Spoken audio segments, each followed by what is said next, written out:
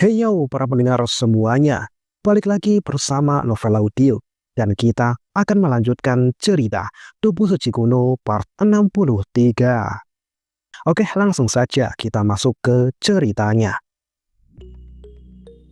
Sementara itu di suatu tempat, suara bergemerincing rantai terdengar. Seseorang sedang mengunyah tulang di mulutnya. Aku merasakannya, bau orang yang masih hidup. Gumam orang dengan rantai yang membelenggu tangan dan kakinya ini. Di sisi lain, Chun Xiao terus berjalan menyusuri lorong itu.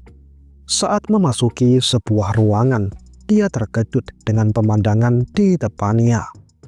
Chun Xiao melihat ruangan yang sangat luas dengan banyak bangunan di sekitarnya, seperti sebuah kota bawah tanah. Chun Xiao melihat ke atas. Ada banyak pilar batu runcing terbalik yang menempel di langit-langit gua ini. Apakah Kaisar Agung Panwu yang mendirikan kota bawah tanah ini? Dia benar-benar boros, gumam Chun Xiao dalam hati. Chun Xiao lalu menjelajahi kota bawah tanah ini. Saat melihat sebuah pavilion yang megah dengan patung batu di depannya, Chun Xiao berhenti. Lalu, bam! Dia dengan kasar menendang pintu pavilion itu. Saat melihat bahwa tidak ada apapun di dalam pavilion ini, Chun Xiao bergumam. Tidak peduli seberapa hebat leluhurnya, dengan sekelompok keturunan yang menggerogoti harta leluhurnya seperti rayap, dinasti ini pasti akan terus menurun. Chun Xiao kemudian kembali ke jalan. Dia merasakan angin berhembus di depannya. Angin itu membawa sebuah benda. Chun Xiao mengambil benda itu. Ternyata itu adalah sebuah jimat kertas berwarna kuning. Chun Xiao melihat ke arah datangnya angin itu. Jimat-jimat itu terbawa angin dari ruangan di depannya. Chun Xiao memutuskan untuk berjalan ke arah ruangan itu. Lalu dia melihat sebuah istana yang megah dengan jimat-jimat kertas kuning yang menempel di sekelilingnya. Chun Xiao kemudian membuka pintu masuk istana itu. "Permisi, apakah ada orang di dalam sana?" seru Chun Xiao.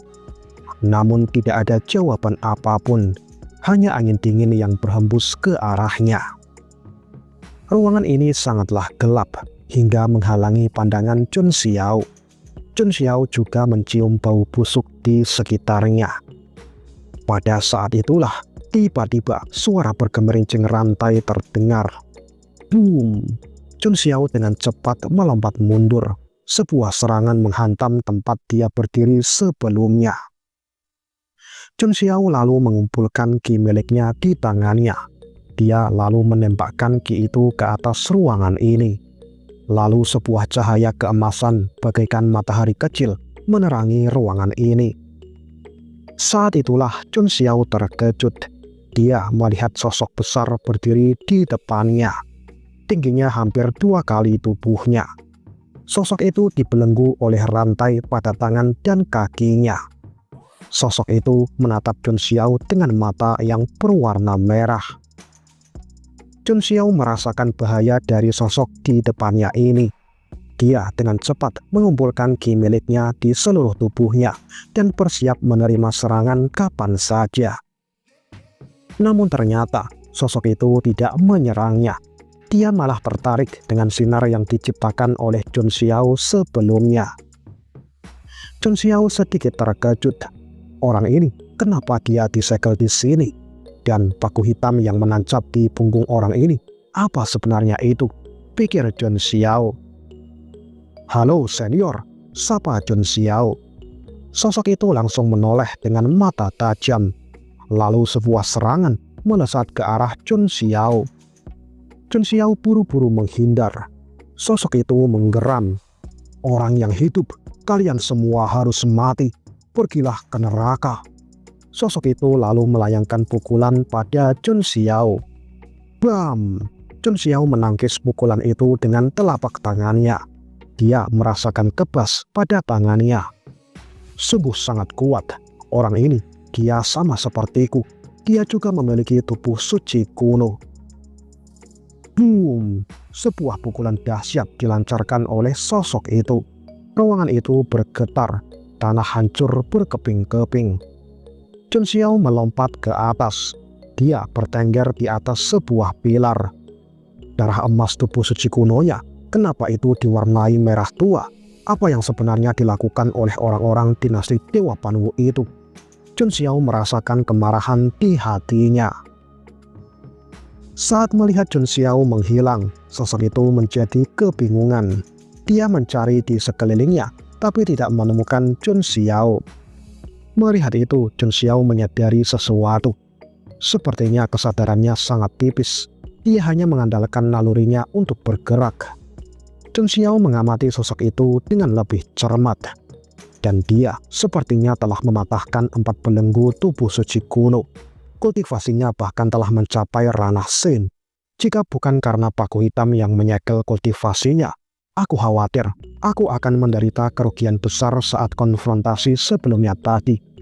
Memikirkan hal itu, Chun Xiao membuat sebuah rencana.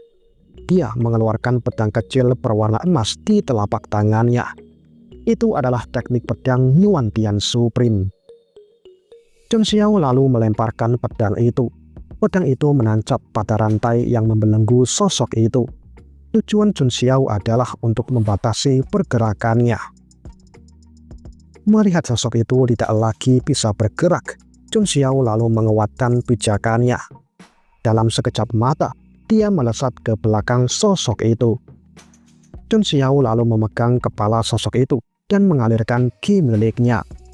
Aku akan melihat apa yang sebenarnya telah kau alami. Chun Xiao menarik ingatan sosok itu. Mata sosok itu menjadi kosong. Di sebuah desa terpencil dengan sungai dan danau jernih serta pegunungan subur di sekitarnya. Yo Little Alang, kita di sini lagi. Aturan lama, beri kami anggur dan makanan. Kami akan istirahat sebentar di sini. Sapa 2 orang penyintas pada sosok anak muda di depannya. Baiklah para tamu terhormat, mohon tunggu sebentar, ucap anak muda itu dengan senyuman cerah di wajahnya. Anak muda ini pada awalnya adalah seorang pelayan biasa di sebuah kedai makan di desa terpencil itu. Namun semuanya berubah setelah dia bertemu kedua penyintas ini. Hei Little Alang, apakah kau berniat menjadi pelayan di sini selama sisa hidupmu? Apakah kau tidak ingin pergi keluar dan menjelajahi dunia yang luas ini? Tanya penyintas itu. Aku sudah puas dengan pekerjaan di sini. Meskipun gajinya tidak banyak, tapi setidaknya aku bisa menghidupi diriku sendiri, jawab Little Alang sambil tersenyum. Jangan berkata seperti itu. Seorang pria harus memiliki ambisi. Dunia ini sangat luas, banyak hal-hal menakjubkan di luar sana. Bagaimana jika kau ingin pergi? Aku punya cara. Kebetulan aku memiliki hubungan dengan keluarga kerajaan dinasti Dewa Panwu. Apakah kau tertarik? Ujar penyintas itu. Kemudian mereka mulai menceritakan pengalaman mereka, yang mana itu telah dilebih-lebihkan. Hal itu bertujuan untuk membujuk Little Alang agar mengikuti mereka. Ada niat tersembunyi di dalamnya. Benar saja, setelah mendengar pengalaman para penyintas itu, mata Little Alang menjadi berbinar. Dia kemudian memutuskan untuk mengikuti para penyintas itu untuk melihat dunia luar yang katanya menakjubkan itu. Namun, bukannya hal menyenangkan, yang menantinya adalah sebuah penderitaan. Para penyintas itu menjual Little Alang ke keluarga kerajaan dinasti Dewa Panwu untuk dijadikan bahan eksperimen. Benar saja, anak ini memang memiliki tubuh suci kuno, tapi dia terlalu lemah. Dia bahkan belum mematahkan satupun belenggu tubuh suci kunonya, ujar seseorang. Tidak juga, ini adalah hal yang bagus. Selama kita melanjutkan eksperimen itu, kita mungkin bisa menciptakan Kaisar Agung Panwu yang lainnya, kata orang di sebelahnya. Kemudian penderitaan berkelanjutan menimpa Little Alang. Dalam 2 tahun pertama, Little Alang hanya bisa menangis dan memohon belas kasihan. Dalam 2 tahun berikutnya, Little Alang mencoba untuk melawan, namun tidak ada gunanya. Pada tahun-tahun berikutnya, tubuhnya menjadi mati rasa. Hanya kebencian dan kemarahan yang semakin membara di dalam hatinya. Karena besarnya kebencian bocah ini, itu kemudian menarik hal aneh yang tidak diketahui asal-usulnya. Kekuatan Little Alang meningkat pesat. Dia membunuh banyak orang yang berpartisipasi dalam eksperimen itu. Karena banyaknya korban dan kekuatan Little Alang juga semakin meningkat, keluarga kerajaan dinasti Dewa Panwu memutuskan untuk menghentikan eksperimen itu. Little Alang kemudian dipenjara dan disegel di istana bawah tanah ini tanpa melihat sinar matahari lagi. Dia hidup dalam kegelapan dan kesendirian selama bertahun-tahun, hingga Chun Xiao datang saat ini. Little Alang terbangun, matanya melotot tajam. Kemudian dia meraung. Energi merah dilepaskan dari tubuhnya. Chun Xiao melompat mundur, namun dia mendarat di sekitar rantai. Little Alang menarik rantai itu dan menariknya. Kaki Chun Xiao langsung terikat rantai itu. Dia lalu dihempaskan dengan kuat.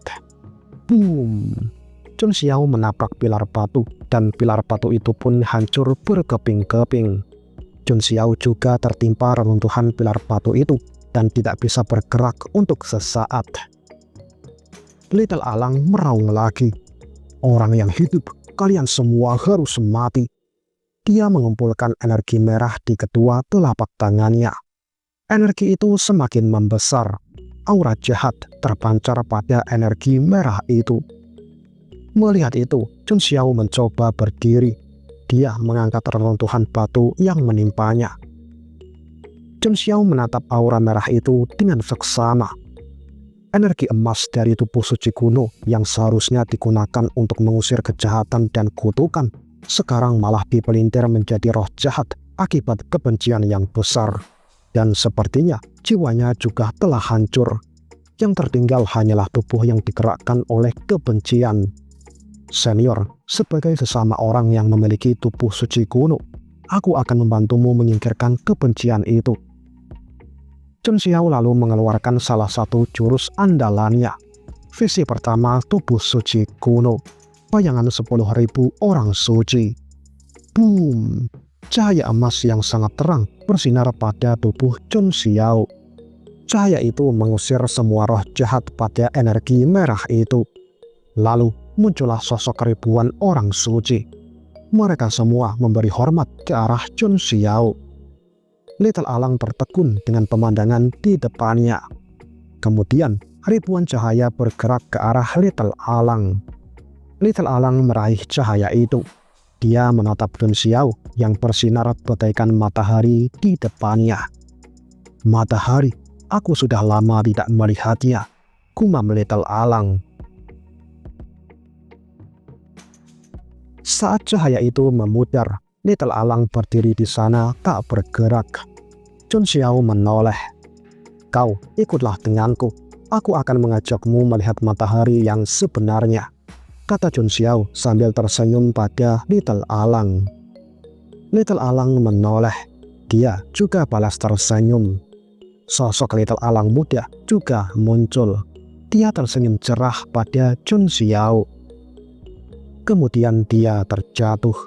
Little Alang terjatuh ke tanah. Senior, beristirahatlah dengan tenang, gumam Chun Xiao sembari mengepalkan tangannya dan melihat sosok Little Alang yang terjatuh di hadapannya. Dan part kali ini pun berakhir di sini. Oke, waktunya pembacaan Saweria. Ada dari Randy. Buat ngopi Min. Makasih Bang Randy, kopinya udah Mimin minum kemarin. Buat yang mau donasi juga, kalian bisa cek linknya di deskripsi video ini. Nanti Mimin bacakan di video berikutnya. Oke, itu aja. Jangan lupa subscribe dan like jika kalian suka video ini. Dan jika nggak suka, tekan aja yang gambarnya jempol ke atas. Sampai jumpa di video berikutnya. Dan akhir kata, bye.